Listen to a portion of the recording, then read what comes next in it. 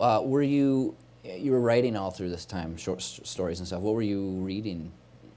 Was there stuff that do you remember coming across that I really dug? In terms of, literature that just got you more excited about doing that? Or?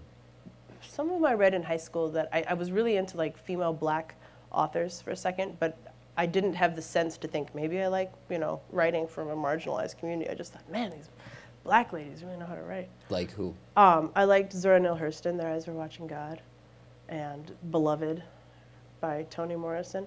And I remember really connecting with that, and, like, I didn't know that people wrote like this, and this is so fucking awesome.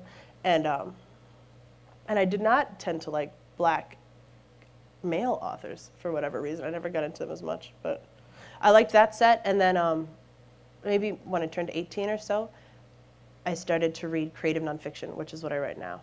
And that was like a totally different experience. I had no idea that you could make a living, if you could do it well, writing stories that you would tell at a bar.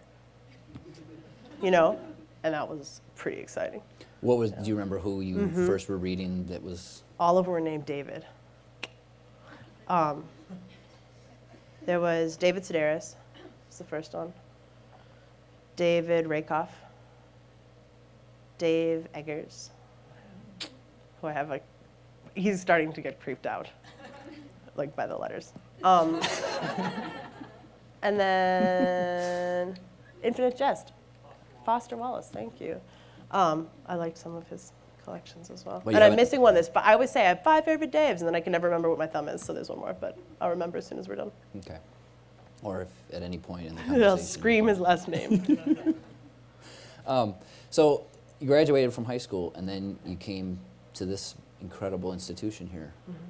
And was there any? Did you deliberate what school you were going to go to for college, or whether you were going to go to college, or was it just like for sure you were going to college and you were coming to the U?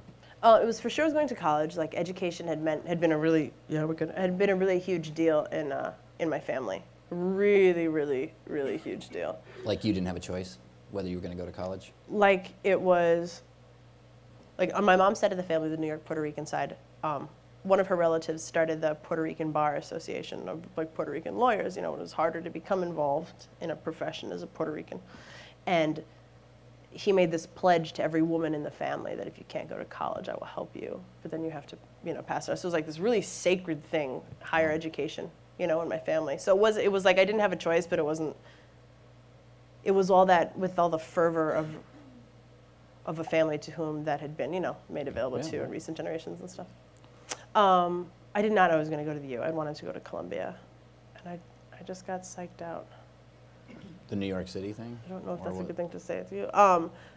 I got psyched out because I think it felt like I was really competitive, and I really believed everything that my high school counselors told me. Like, if you don't do well on this test, you're gonna have a divorce.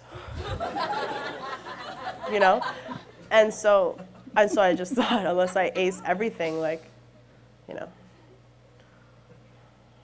ellipsis. That I was really stressed out, and I think I picked a really hard SAT 2 or something in math to take, and I just thought, oh, they'll never let me in now. I'll apply to the U. And then I did, and I actually really, like, unbeknownst to me, the U has at that time, like, I wasn't sure what I was going to major in, but I wasn't bothered by that. And luck of the draw, I went to a school that has a phenomenal philosophy program, which is what I studied. Now, did you know that going in, that you were going to do? What was your thought going in? I thought I need to find, like, a heading for all of these seemingly diverse interests, and that heading ended up being philosophy. But I didn't know, before you study something, you don't really know what's involved in learning about it. Oh, there's some math in philosophy, right? I mean, you take not if I can help. No, not really. But maybe I'm just thinking that you can get math requirements by taking some philosophy You classes. can get out of math. But yeah, that's true. They can count as logic and stuff like that. Yeah, that's right. That's what I did. Excellent. Okay. But that's the extent of the math involvement in philosophy degrees. Right, I think so. So the philosophy degree, what was a CLA degree here at the university? Exactly. What does that entail? Like, what was that degree in terms of what you were doing? I mean, in terms of the classes and the work. And I took, it was lots of reading, lots of writing, and I think when I went in, I probably did it with, like,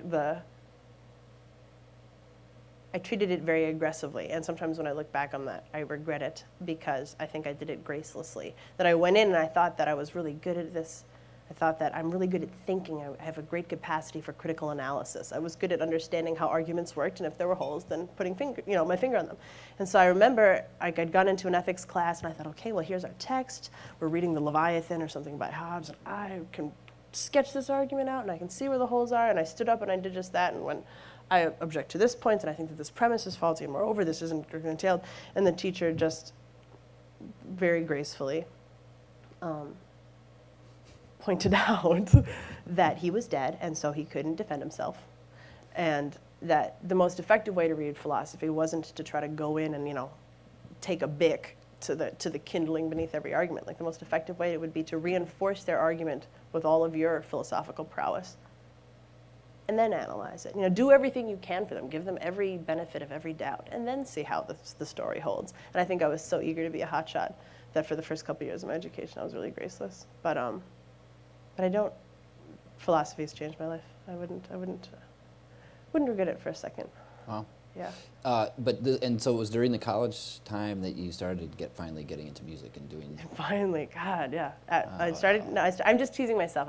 I guess doing the high school international baccalaureate enabled you to graduate a little bit early, and so I was still pretty young when I finished when I finished college. So it may have just been as I was finishing my BA that I started getting involved. And how did that start? Well, where was the beginning of it? Was it poetry? Was it the? It was poetry. Yeah, I think it was 19 or 20, and I was just finishing up, and my friend said, "I'd like to take you to a poetry slam," and I said, "I don't know."